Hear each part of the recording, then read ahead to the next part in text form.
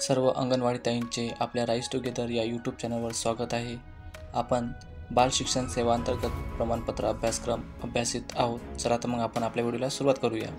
सर्व अंगणवाडी ताईंचे आपल्या बाल शिक्षण प्रमाणपत्र अभ्यासक्रम सेवा अंतर्गत ब्लेंडेड कोर्स या कोर्समध्ये सहर्ष स्वागत आहे।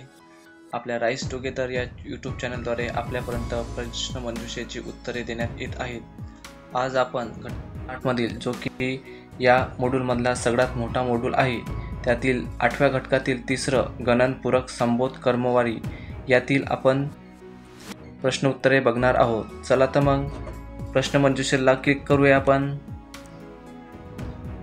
अशाच प्रकारची व्हिडिओ आपल्याला हवे असल्यास व्हिडिओला लाईक करायला विसरू नका, जेणेकरून मी आपल्यापर्यंत लवकरात लवकर आपल्यासमोर अटेम्प्ट क्विज नाव असे ऑप्शन आलेले आहे, त्या ऑप्शनला आपण क्लिक करावे।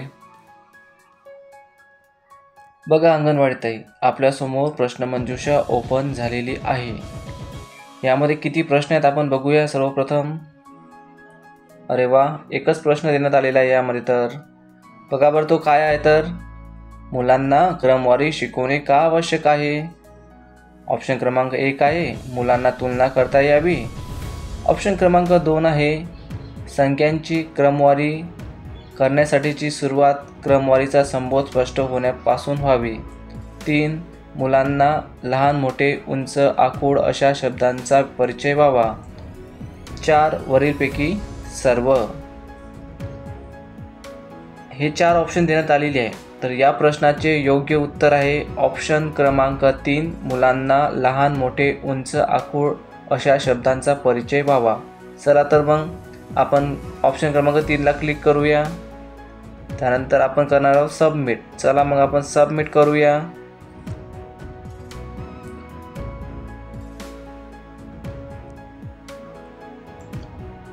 आपले उत्तर सेव्ह केले आहे। आता आपण सबमिट ऑल अँड फिनिश वर क्लिक करू। चला तर मग क्लिक करूया आणि नंतर सबमिटला क्लिक करूया। माझा व्हिडिओ जर आपल्याला आवडला असेल तर व्हिडिओला लाईक करायला विसरू नका बरं। बघा अंगणवाडी ताई, आपल्या प्रश्नाचं उत्तर बरोबर आहे की नाही हे आपण आता बघणार आहोत। बघा, आपल्या प्रश्नाचं उत्तर अगदी बरोबर दाखवण्यात आलेलं आहे। अशा प्रकारच्या प्रश्न मंजुषेच्या उत्तरासाठी चॅनलला सबस्क्राईब करायला विसरू नका।